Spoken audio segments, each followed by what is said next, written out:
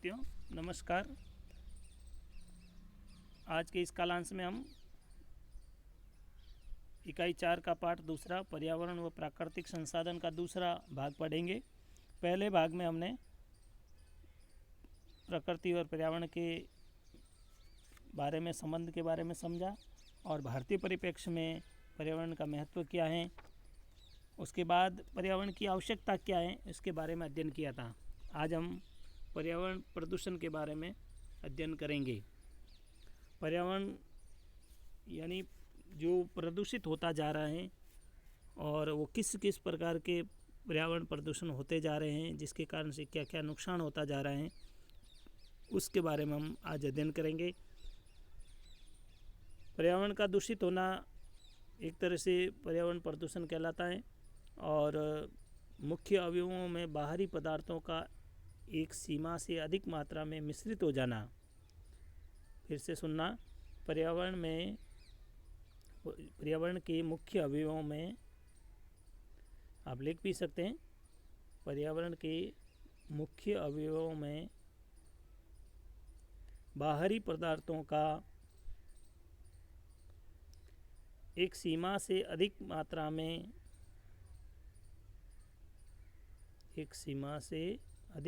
में मिश्रित हो जाना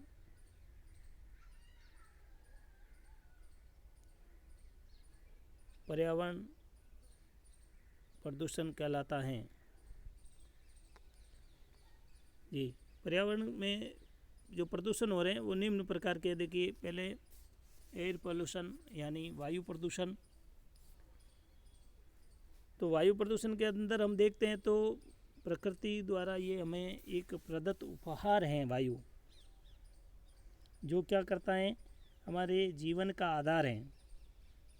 हम बिना भोजन किए रह सकते हैं, बिना जल के भी कुछ समय रह सकते हैं, लेकिन बिना वायु के हम कुछ भी क्षण नहीं रह सकते। और यदि हम प्रयास भी करते हैं तो क्या हो सकता है, मृत्यु तक हो सकती है। तो ये एक चिंता का विषय है कि जिसके कारण हम जीवित हैं और जिन्होंने हमें उपहार के रूप में जो चीज़ हमें मिली है, उसकी सुरक्षा, उसका संवर्धन करना हमारा नैतिक दायित्व है। अत्यंत चिंता का विषय है कि ये प्रकृति द्वारा जो प्रदत्त जीवनदायिनी जो वायु हमें मिली है, ये आज जहरीली होती जा रही है, प्रदूषित होती जा रही है।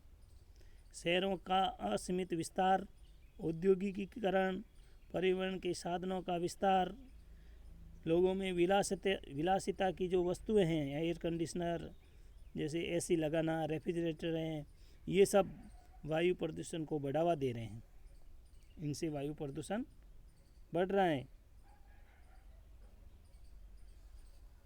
साथ ही आधुनिक युग में जो उद्योग धंधे स्थापित हो रहे हैं, उनके अंदर जो चिमनियाँ लगती है, वो बढ़ते वाहनों का प्रभाव और वायुमंडल के अंदर अनेक प्रकार की जो हानिकारक गैसें मिश्रित हो रही हैं, उनके कारण, जिसके अंदर sulphur dioxide, monoxide, nitrogen, chlorofluorocarbon, formaldehyde, ये सब मुख्य रूप से हैं जो सड़कों पर चल रहे वाहनों से निकलने वाला जो धुआं है, अजला जो हाइड्रोकार्बन है, विषैला धुआं है, इन सभी से लगातार वायुमंडल प्रदूषित होता जा रहा है।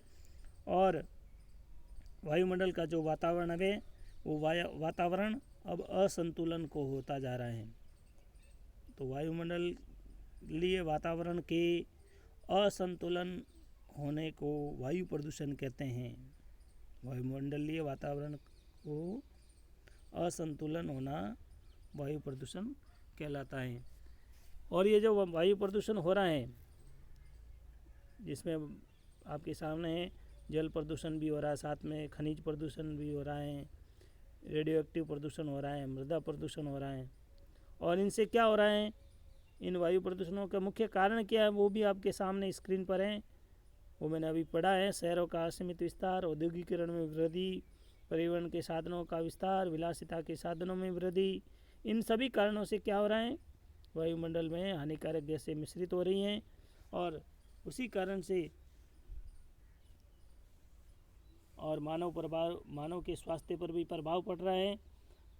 और वायुमंडल में इन गैसों के बढ़ते कारण से कई जगह हम देखते हैं कि लंदन और लॉस एंजल्स जो स्नान गए, वहाँ पर अनेक लोगों की मृत्यु केवल इस प्रदूषित वायु के कारण हो जाती है।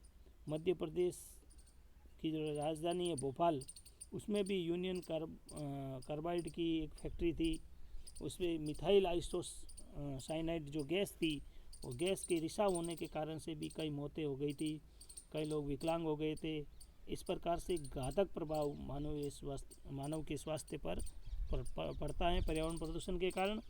और हम देखते हैं ओजोन परत है, इन ओजोन परत जो है इसके वायुमंडल के समताप मंडल के अंदर ये जो परत है, इस परत के अंदर 11 से 35 किमी ऊंचाई तक घने आवरण के रूप में ये जो होती है, इसमें ये जो ओजोन परत है, यहाँ से भी सूर्य की आने वाली जो घातक पराबैंगनी किरणें हैं वो अवशोषित करने की और परावर्तित करने की जो इनकी क्षमता है, और इससे हमारी पृथ्वी की वो रक्षा करती है।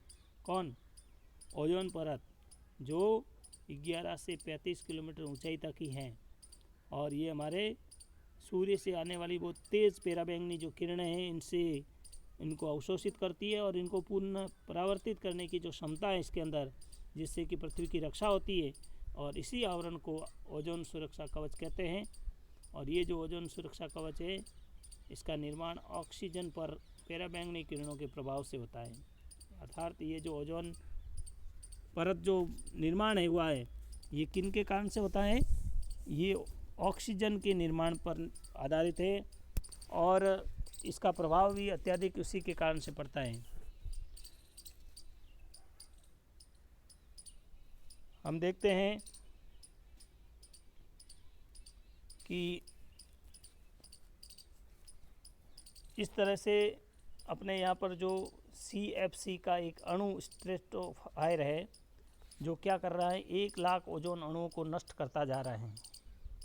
अंटार्कटिका दक्षिणी ध्रुव में पाए जाने वाला जो ओजोन छिद्र हैं, यानी ओजोन के अंदर भी इस विषैली गैसों के कारण से छिद्र हो गए हैं, वो जो क्षेत्र विशेष में जो छिद्र होने के कारण से सूर्य से आने वाली जो किरणें हैं वो सीधे अब पृथ्वी पर पड़ने लगी हैं।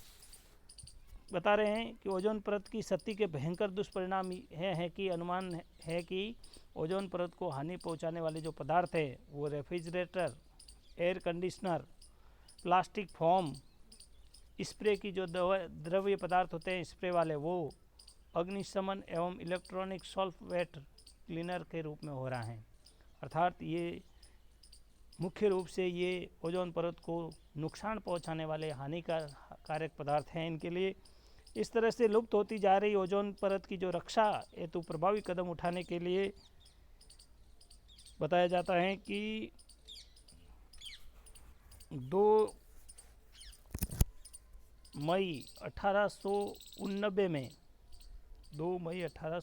में विश्व के 80 राष्ट्रों ने अपनी सहमति दी थी इस संदर्भ में कि भाई ओजोन परत में जो ये छिद्र हो रहे हैं, इसके कारण से ये नुकसान होता जा रहा है, और इस नुकसान से बचाव के लिए हमें क्या कदम उठाने चाहिए, इसके लिए एक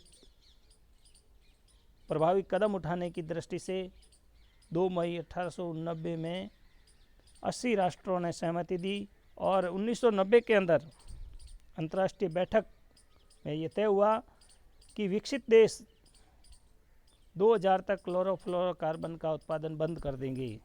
अर्थात जो विकसित देश हैं वो अब क्लोरोफ्लोरोकार्बन का जो उत्पादन कर रहे हैं वो बंद कर देंगे, जिसके कारण से ओजोन परत की सुरक्षा हो सके। साथ ही विकासशील देशों को लक्ष्य प्राप्त हेतु 10 वर्ष की छूट दी गई। अर्थात उनको भी 10 वर्ष बाद, इसके 10 वर्ष बाद यानी 2010 तक इस प्रकार सा लक्ष्य देकर उनको भी इस क्लोरोफ्लोरोकार्बन के उत्पादन पर रोक लगाई गई। ओजोन परत में छिद्र के व्यास की बढ़त को देखते हुए, अर्थात वो जो छेद हैं वो छेद बड़े होते जा रहे हैं, और उन सभी छिद्रों को देखते हुए और शीघ्रता से संपूर्ण विश्व में CFC का जो उत्पादन है उस पर रोक लगाना आवश्यक समझा और उसी के तहत मॉन्ट्रियल प्रोटोकॉल 16 सितंबर 1987 को लागू किया गया और ओजोन परत के इस बढ़ते छिद्र की ओर विश्व का जनमत ध्यान करवाया और प्रतिवर्ष 16 सितंबर को अंतर्राष्ट्रीय ओजोन परत संरक्षण दिवस के रूप में मनाते हैं और ये याद दिलाया जाता है प्रतिवर्ष कि हमें इस प्रकार की सुरक्षा करनी है, संरक्षण करना है, हमारा नैतिक दायित्व है। आगे हम देखते हैं ग्रीन हाउस यानी गैसों के प्रभाव से हमारे वातावरण में वायुमंडल का जो निरंतर तापमान बढ़ रहा है, जिनमें जल में ठोस कार्बनिक अकार्बनिक पदार्थ, रेडियो एक्टिव तत्व, उद्योग धंधों हैं उनके कचरा, सीवेज का जो दूषित जल है ये जल के साथ प्रदूषित होता जा रहा है और इसके कारण से जल प्रदूषण के कारण अतिसार, पेचिश, हैजा, टाइफाइड ऐसी बीमारियां ये जल प्रदूषण के कारण बढ़ती जा रही है। और हम देखते हैं कि ये जो वायु प्रदूषण है इसके रोकने के प्रमुख जो उपाय के बारे में यदि हम सोचें, उससे पहले हम एक मृदा प्रदूषण के बारे में भी देखते हैं, जैसे अम्लीय वर्षा होना, उर्वरकों का अधिक प्रयोग, रासायनिक छिड़काव, ये सभी कारक हैं मृदा के प्रदूषण के। रासायनिक खादों के स्थान पर हम यदि कंपोस्ट खाद, हरी खाद का प्रयोग किया जाए तो इससे बचा जा सकता है। नाभिकीय प्रयोगों में रेडियोधर्मी प्रदूषण निरंतर बढ़ता जा रहा है। इससे ये जो प्राणी हैं इनकी प्राणियों की कोशिकाएं नष्ट होती जा रही है, यानी अर्थात ये जो जीव जंतु हैं जो हम चिड़िया इत्यादि, कबूतर ये जो देखते हैं उन सब की कोशिकाएं नष्ट होती जा रही है, कैंसर होने की संभावनाएं बढ़ती जा रही हैं और समय से पूर्व ही बाल सफ़ेद हो जाते हैं और समुद्री जीव जंतु नष्ट होते जा रहे हैं। इस तरह से ये मृदा प्रदूषण के कारण हो रहे हैं। तो वायु प्रदूषण के रोकने के उपाय की दृष्टि से देखा जाए तो हमें अत्यधिक रूप में पेड़ पौधे लगाना चाहिए और विशेष तौर से ऑक्सीजन कैसे बढ़ाई जा सकती हैं, इसलिए सड़कों, नहरों, पटरियों, रेल लाइन इनके आसपास किनारों पर इस प्रकार से अत्यधिक मात्रा में और वृक्ष लगाने का काम करना चाहिए। साथ ही औद्योगिक क्षेत्र जहाँ विकसित होते हैं उनको भी पाबंद करना चाहिए। इस प्रकार से वृक्ष की लंबी कतारें, पट्टियाँ उनको लगाना चाहिए। चिमनियों से जो धुआं निकलता है वो अत्यधिक ऊंचाई में लगाया जाए ताकि उससे नष्ट नहीं हो। पीपल, बरगद जैसे पेड़ हैं उनका रोपण करना चाहिए, अत्यधिक मात्रा में ऑक्सीजन उत्पादन करते हैं। साथ ही औद्योगिक धंधों की जो इकाइयाँ जो हैं उन इकाइयों का प्रयास करना चाहिए कि वायुमंडल में फैलने वाली जो घातक गैसें हैं उसकी मात्रा का अनुमान को समझे वो और वायु को शुद्धिकरण के लिए कौन कौन से यंत्र स्थापित किए जा सकते हैं उन यंत्रों को स्थापित करें। साथ ही पेट्रोल कारों में जो कैटालिटिक कन्वर्टर लगाने से वायु प्रदूषण को भी हम कम कर सकते हैं। इस प्रकार से जो कारों के अंदर से जो निकलता वो शीशा है, जो पेट्रोल जो शीशा है वो ऐसा होना चाहिए, शीशा रहित पेट्रोल ऐसा उत्पादन करना चाहिए ताकि वहाँ से भी प्रदूषित ना हो। घरों के अंदर भी जो धुआं रहित ईंधन है उसका उपयोग करना चाहिए। इसी तरह जीवाश्म ईंधन वायुमंडल को प्रदूषित करते हैं, उसको कम करके सौर ऊर्जा, पवन ऊर्जा या वैकल्पिक कोई भी ऊर्जा है उसका अत्यधिक उपयोग करना चाहिए। आगे के अध्ययन में हम देखते हैं तो ये जो ग्लोबल वार्मिंग के कारण जो प्रभाव पड़ा है उसके बारे में बताया है कि ये पॉलीथीन या प्लास्टिक थैले में जो मुख्यतः जाइलिन, एथिलीन ऑक्साइड जो बेंजीन का प्रयोग किया जाता है वो स्वास्थ्य के लिए बहुत घातक है और इस प्लास्टिक को गलने में कहते हैं कि 400 वर्ष लग जाते हैं। कितने वर्ष लग जाते हैं? 400 वर्ष लग जाते हैं प्लास्टिक को सही गलने में। ग्लोबल वार्मिंग तथा वास्तविक तापमान आज विश्व की सबसे बड़ी जो चुनौती है वो इसमें बताई है कि carbon dioxide, methane, nitrogen oxide, chlorofluorocarbon जैसी गैसों के प्रभाव के कारण से पृथ्वी का तापमान बढ़ता जा रहा है। इस तरह से हमने आज के इस कालांश में प्रदूषण के बढ़ते हुए प्रभाव के बारे में पढ़ा है, जिसमें वायु प्रदूषण, ग्रीन हाउस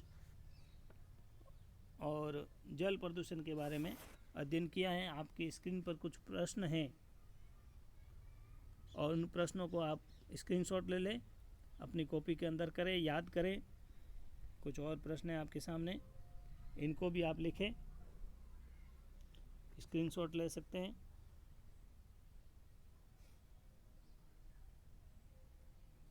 धन्यवाद।